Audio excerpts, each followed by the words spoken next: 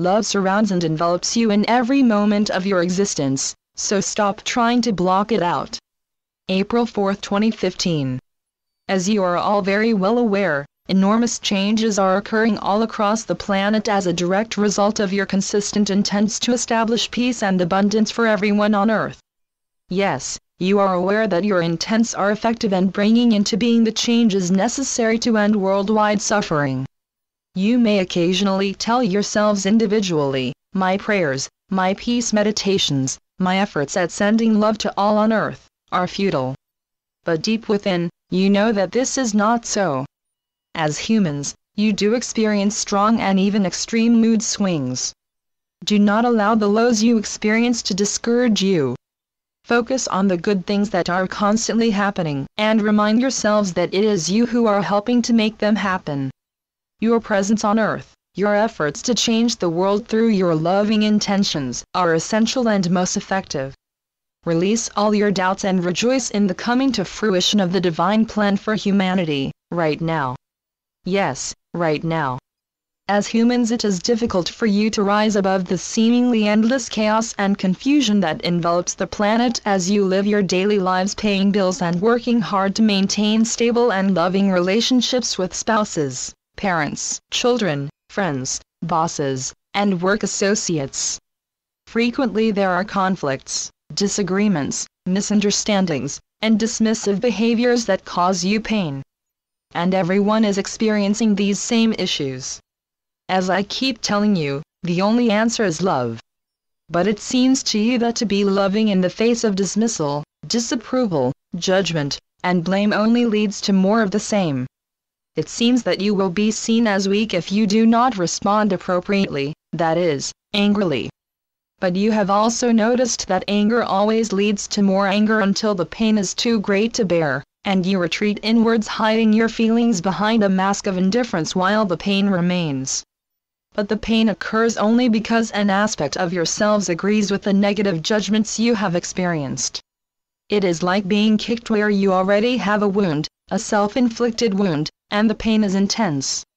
However, you are all divine children of God, created perfect and, therefore, eternally perfect.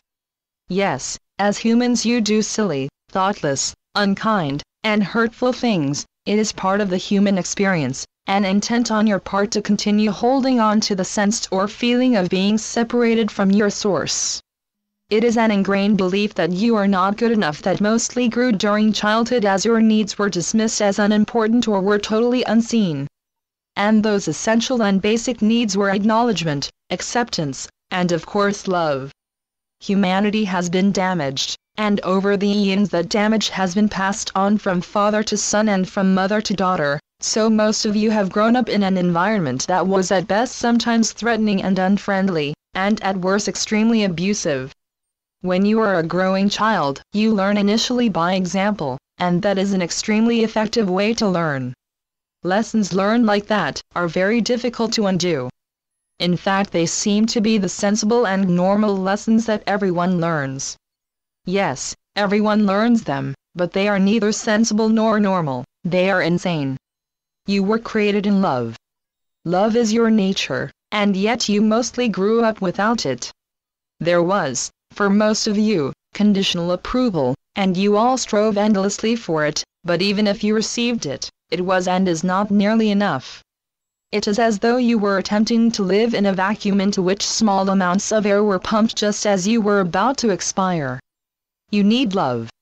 It is offered to you constantly by God your ever-loving Father, and by all your angels, guides, and mentors in the spiritual realms. It surrounds and envelops you in every moment of your existence, and without it, an impossibility, you could not survive. But as humans you do experience an absence of love, and humans die from that sense of absence. The only way out of this extremely painful situation is through opening to love, and intending to be loving in every moment. But you are afraid to open your hearts because, as humans, you have so often been betrayed and destroyed when you trusted someone. However, you are love.